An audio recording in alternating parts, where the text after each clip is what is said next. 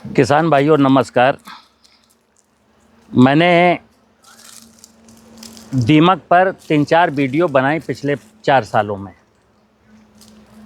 और मैंने 12-15 साल पहले दीमक हमारी मित्र है कि शत्रु, इस बारे में ज़रा अध्ययन किया, रिसर्च किया। झांसी में भी किया, अलीगढ़ में भी किया। मैंने 10 गमले लगाए, जिसमें खरीफ में, रबी में। खरीफ में ज्वार, बाजरा, मक्का, उर्द, मूंग, सोयाबीन, तिल, कई फसलें लगाईं। जब गमले में पौधा 2-2 पौधे बढ़ गए, हेल्दी हो गए, तो मैंने 10 अड़िया लिया। मक्के का भुट्टा खाते हैं ना, जो मक्के का भुट्टा खाया, उसको ऐसे जगह रखाया जहाँ दीमक बहुत थी। सारे भुट्टों में दीमक खूब आ गई। एक भुट्टे में 500-500, 1000-1000 दीमक। सबको पॉलीथीन में अलग अलग रखा, और ये 10 पेड़ लगे थे गमलों में हेल्दी, इनमें सब में 1000-1000, 500-500 दीमक डाल दिया, भुट्टा डाल दिया। डेली वॉच करता रहा। 6 दिन के बाद वहाँ हमको दीमक, भुट्टा ख़त्म हो गया। जैसे ही भुट्टा खा लिया दीमक ने, दीमक वहाँ से भाग गई, यानी उन पौधों को दीमक ने नहीं खाया। फिर अगले बार क्या किया, फिर 10 भुट्टा ले गया जंगल में, वहीं दीमक की बामी के पास, फिर डाल दिया। फिर दीमक आई। अब मैंने क्या किया, यहाँ पर हर पेड़ को उखाड़ा और उसकी रूट को कट कर दिया, तोड़ दिया, हल्का सा डैमेज कर दिया, ताकि पौधा सूख जाए, चलने ना पाए। अब दीमक रख दिया तो दीमक पहले भुट्टा खाती रही, फिर पेड़ खा गई। यानी दीमक लिविंग टिश्यू को, जिंदा टिश्यू को बिल्कुल नहीं खाती है। जब कोई पौधा मर जाता है मैकेनिकल इंजरी से या किसी फंगस की वजह से, तो जब पौधा मरने लगता है तब दीमक खाती है।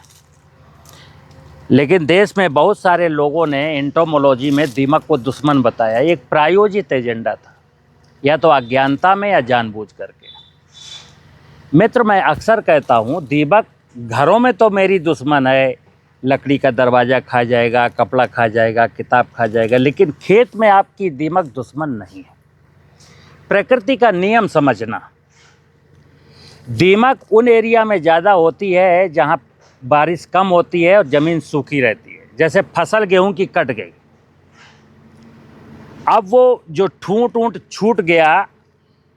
जैसे आज किसान क्या करता है कि साहब, मेरी पराली का क्या होगा, मेरे गेहूं के ठूंठ का, चने के ठूंठ का, अरहर के ठूंठ का क्या होगा? क्या होगा? कुछ नहीं होगा। एक समय था कि जब फसल कट जाती थी, आप घर ले आते थे, 2 महीना के बाद जाते तो वहाँ सब कुछ ख़त्म हो चुका होता था। कब? जब दीमक थी। तो प्रकृति ने एक व्यवस्था बनाई थी कि किसान को कोई दिक्कत ना हो। तो जहाँ नमी वाले एरिया है वहाँ केचुआ रहता था, और जहाँ सूखे एरियाज थे वहाँ दीमक रहती थी। और दीमक जितना भी फसल का अवशेष है जो अभी जल्दी से नहीं सड़ सकता, तो केचुआ खा लेता था या दीमक खा लेती थी।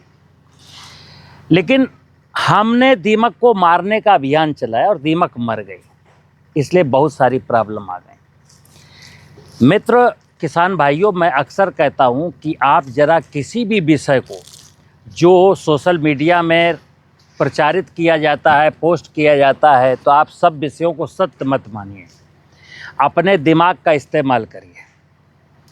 मैं फिर बता दूं, प्रकृति में हमारा कोई दुश्मन नहीं है, और संपूर्ण प्रकृति हमारे लिए जी रही है। यानी भगवान ने 84 लाख योनियों की रचनाएं जो की हैं, वो धरती की खुशहाली के लिए, मनुष्य को सहूलियत प्रदान करने के लिए की हैं। अगर दीमक किसान की शत्रु होती तो भगवान दीमक को ना बनाता। तो कोई भी जीव दुश्मन नहीं है, एक फूड चेन है, एक सिस्टम से काम हो रहा है। लेकिन मेरे पास दिमाग कम है और मैं किसी को दुश्मन मान लेता हूँ, या कोई अपने धंधे के लिए किसी को दुश्मन बता देता है। हमारा कोई दुश्मन नेचर में है नहीं, लेकिन मैं दुश्मनी खुद अपना मान लिया कि सांप मेरा दुश्मन है, बिच्छू मेरा दुश्मन है, दीमक मेरा दुश्मन है। ठीक है ना? जैसे खरपतवार, जो छोटी छोटी घासें उगती हैं, बहुत सारे किसान कहते हैं सचान साहब का जीवामृत डाल देंगे तो चलो फर्टिलाइज़र नहीं डालने पड़ेंगे, संजीवनी डाल देंगे तो चलो बीमारियां नहीं लगेंगी, कुछ इंसेक्ट कम हो जाएंगे, लेकिन साहब खरपतवार की समस्या तो वही बनी रहेगी। तो हमने कहा खरपतवार हमारे दुश्मन नहीं है। एक बार आप सनातन व्यवस्था पर, परमात्मा की व्यवस्था पर, भगवान की व्यवस्था पर, प्रकृति की व्यवस्था को अध्ययन करिए और ये सोचिए कि जब आप रबी में गेहूं नहीं बोएंगे तो आपके खेत में गेहूं नहीं जमेगा, मटर नहीं बोएंगे तो मटर नहीं जमेगा, लेकिन खरपतवार जमेंगे। क्यों जमेंगे? सुनना। तो ये जो सनातनी व्यवस्था है ना, जो प्रकृति की व्यवस्था है ना, प्रकृति की व्यवस्था धरती के सभी जीवों को पालना चाहती है, चींटी से लेके हाथी तक। और किसान तो केवल अपने लिए फसल बोता है, फिर चींटी को, चींटे को, मधुमक्खी को, तितली को, चूहे को, चिड़ियों को, गिलहरियों को कौन पालेगा, खरगोश को। तो प्रकृति धरती माँ सबके लिए बोती है और हमें उसी में मैनेजमेंट करना है। जैसे मैं कई बार बोला, जब कोई खरपतवार आपके चने के, गेहूं के, मटर के, सब्जी के ऊपर आ जाए तो उसको उखाड़ करके वहीं डाल दो।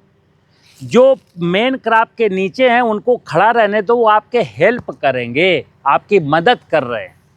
लेकिन बहुत सारे लोग कहते हैं खरपतवार ज़मीन का पानी ले लेगा, खरपतवार ज़मीन के पोषण ले लेगा, खरपतवार सूरज की रोशनी ले लेगा। कहाँ चला जाए लेके? पाकिस्तान फेंक आएगा क्या?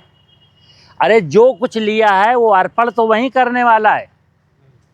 तो हम मनुष्य हैं, हम धरती रूपी बगिया के माली हैं, हम मैनेजर हैं, हमको प्रबंधन आना चाहिए।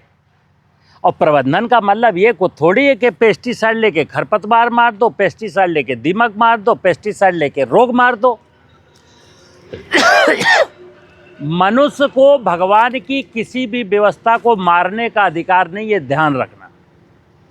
अगर ये बात हमारे दिमाग में नहीं घुसती है तो मैं फिर बता दूं, आप पिछले 40-50 सालों से खरपतवार को मारते आए, मरे नहीं। आप नाना प्रकार के कीड़ों को मारते आए, कोई मरा नहीं। आप नाना प्रकार की बीमारियों को मारते आए, लेकिन कोई बीमारी ख़त्म नहीं हुई। उल्टा आप ख़त्म होने की कगार पर पहुंच गए और प्रकृति की व्यवस्था नष्ट होने लगी। तब मैं कहता हूं धर्मो रक्षति रक्षता। ये प्रकृति धर्म है। अगर ये धर्म बचेगा तो ही इंसान बचेगा। और मैं मनुष्य को तो धर्म बचाना चाहिए और सारे जीव जंतु धर्म को बचा रहे हैं। और मनुष्य धरती रूपी बगिया का माली, भगवान का सबसे सुंदर रचना, ज्ञानावतार का प्राणी, आज धर्म को नष्ट करने में लगा है और कहता है मैं इंटेलेक्चुअल हूँ, मैं पढ़ा लिखा हूँ, मैं वैज्ञानिक हूँ, मैं एमएससी हूँ, मैं बीएससी हूँ, मैं। भाई मेरे, आपकी पढ़ाई का कोई फायदा नहीं। इससे तो हमारे पूर्वज अनपढ़ ठीक थे, वो काका गागा नहीं जानते थे, लेकिन प्रकृति को, सनातन को ठीक से समझते थे। खेत की मेड़ें बनाते थे, खेत की मेड़ों पर पेड़ लगाते थे, किसी खरपतवार को मारते नहीं थे और सब कुछ अपने आप हो रहा था। मित्र ध्यान रखना, जो काम जिसका उसको करने दो। प्रकृति का जो काम है वो प्रकृति को करने दो और आपका जो काम है वो आप करिए। प्रकृति के काम में अगर आपने टांग फंसाई तो सिर्फ और सिर्फ आपको मौत मिलेगी, दुख मिलेंगे और कुछ नहीं मिलेगा। नमस्कार।